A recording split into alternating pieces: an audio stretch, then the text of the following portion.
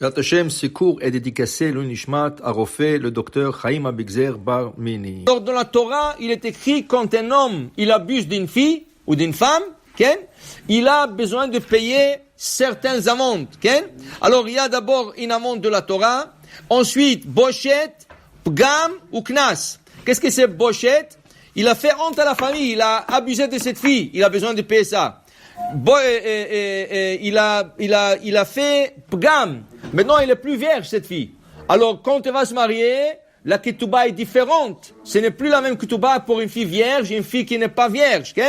Et le knas, l'amende que la Torah lui a instaurée, hamishim kesef. Maintenant, si la fille est vierge, si la fille est célibataire, par exemple, si la fille est célibataire, la Torah l'oblige de la marier. La Torah l'oblige à lui de la marier. Alors vous allez vous poser une question. Alors chacun qui voudra une fille, elle lui dit non, alors il va aller l'abuser pour qu'il se marie avec lui. Non, parce que ça dépend après de son consentement à elle et de son père. De son père. Si le père ou elle ne sont pas d'accord à se marier avec lui, ça marche pas. Alors de l'abuser comme ça, c'est pas une idée. Et il faut qu'il paye toutes ces choses-là. Maintenant, la Gemara dit, à Onès, celui qui abuse d'une fille, noten miyad. Il doit tout de suite payer les amendes de la Torah. Mais il y a un autre cas. Il n'a pas abusé de la fille. Il l'a séduit. Mefaté. Mefaté, ça veut dire il lui a parlé, il lui a tourné la tête, jusqu'à de sa volonté à elle, elle était avec lui. C'est mefaté. À mefaté, lui, maintenant, il a besoin de prendre cette fille, mais il ne paiera pas les amendes à Chiyotzi, jusqu'à qu'il la divorce. S'il la divorce, il paiera les amendes.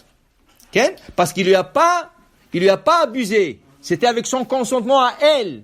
Mais il y a des amendes à payer en cas où qu'il la divorce. Si après 1 an ou 2 ans, il dit non, ça m'arrange pas, non, alors là, tu vas payer des amendes parce que tu l'as séduit à cette fille. C'était pas d'une manière normale. C'est pour ça qu'il y a ce qu'on appelle le shidur.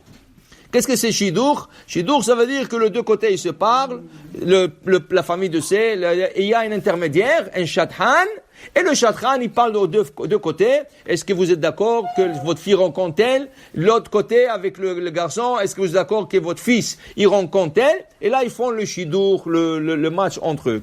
Maintenant, et il dit ici, Tanyana mi achi, on a appris aussi dans la Braïta, afalpi shamro afate noten shelo ichnos, boshuf gan noten miyad, le mefate, celui qui a séduit une fille, alors le goshet ou le vgam noten miyad, il doit, selon cette opinion, il doit payer la honte tout de suite. Ça veut dire une honte quoi? Que ça n'a pas passé par un processus normal d'un chatran, que les gens lui ont parlé de ça, ça a passé par une séduction. Dans ce cas, il y a une honte pour la famille. Parce que les gens vont parler de ça. Alors, dans ce cas, il paiera la bochette, la honte et le bgam et le défaut qu'il a fait à cette famille tout de suite. Maintenant, il dit ici, on sait que la fille doit être consentée. Ça veut dire s'il a été abusé et le gars a besoin de la marier, velotier, la Gemara rapporte qu'elle sera à lui mida'ata. Ça veut dire elle doit consenter. Et la via menalan, d'où ce qu'on sait que le père doit aussi être avec le consentement du père. Qui s'est dit peut-être rien que la fille, pas le père. Alors il dit ici, avia menalan, amarabaye, shelo ye choten iskar. Parce que la fille, elle dit, bon, ok, je vais lui marier, comme ça, il n'y aura pas de problème. Mais maintenant, tu lui donnes faveur, tu lui fais faveur. Tu lui facilites la vie. Parce que la fille, elle va dire oui, peut-être. Presque oui. Alors, pour que son péché ne sera pas facile comme ça, à passer, alors tu demandes aussi le consentement du père. Ça prend le consentement du deux. Deux, c'est plus difficile qu'un. Peut-être c'est la fille d'avoir dit oui. Tu passes par le père aussi. Et c'est le père qui va décider est-ce qu'il te donne la fille ou non. Rava amar kalva homer. Rava dit kalva homer. Uma mefate shelo avar al da'at avia bilvad. Ben i ou ben avia yicholim la'akev. Onesh avar al da'at avia val da'at atzma lo kol sheken. Abaye dit celui qui a séduit une fille, il a passé Il a passé l'opinion du père. Il n'a pas demandé au père. Et quand même, on demande le consentement du père. C'est lui qui a abusé d'une fille. C'est sûr qu'il a besoin de aussi passer par le père. En d'autres mots, le père et le père et la fille doivent être d'accord. On voit dans la Torah, pas un cas d'abus, quelque chose comme ça. Quand Eliezer, le serviteur d'Abraham, il arrive à Haran, et il commence à parler, à négocier avec la famille de Rivka, alors le père, entre-temps, il est décédé. Le père, il est décédé entre-temps. Pourquoi? Parce qu'il voulait empoisonner Eliezer. Maintenant, le lendemain, la famille a commencé à faire des objections.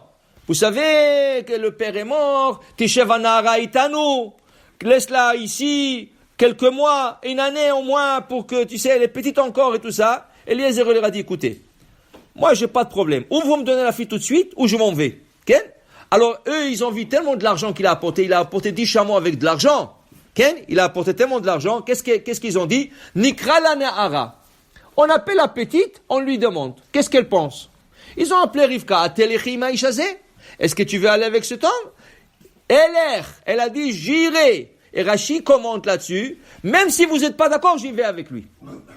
Elle leur a dit, même si vous n'êtes pas d'accord, moi je vais avec lui. Parce que c'était une sadeket. Elle ne voulait plus rester dans cette maison. Parce que cette maison, c'était une avodat zara. Son frère, son père, il faisait l'avodat zara. Et elle a vu qu'elle va être la femme d'un grand sadique. Alors elle a dit, Alors la question, maintenant, se pose, si un garçon trouve une bonne fille, d'une bonne famille, qu'elle est vraiment de bonnes qualités et tout ça, et le père lui dit non. Le père dit non, j'aime pas sa tête. Pourquoi? Ah, c'est pas de notre... Nous sommes marocains, eux ils sont je sais pas quoi, c'est pas notre... Mais la fille elle est bien. La fille elle est tellement bien, elle a de bonnes qualités. Dans ce cas, il n'y a pas, dit Rav Yosef, il n'y a pas l'obligation de Kibbout Avaim. Le père n'est pas obligé d'écouter ses parents. S'il vient avec une raison valable, non, on connaît la famille, tu sais, le père c'est un roublard, et on sait pas, et tout ça, et la famille, ils ont pas une mauvaise nom dans la ville, tout ça, ok, ça va, il est obligé d'écouter son père. Mais s'ils n'ont pas de raison valable, ils disent des bêtises, n'importe quoi, rien que pour que le garçon il lâche la fille, pas de Kibbout Avaim. Il se marie avec elle. Même si eux, ils viennent pas au mariage, il peut se marier avec elle. Pourquoi? Parce qu'il n'y a pas de raison que non. C'est un foyer juif, tu comprends? Alors, 2 fois, tu as besoin du consentement du père, et 2 fois, la fille ou le garçon peuvent surmonter le consentement du père si c'est pas une raison valable. Baruch Adonai Le'olam. Amen ve Amen.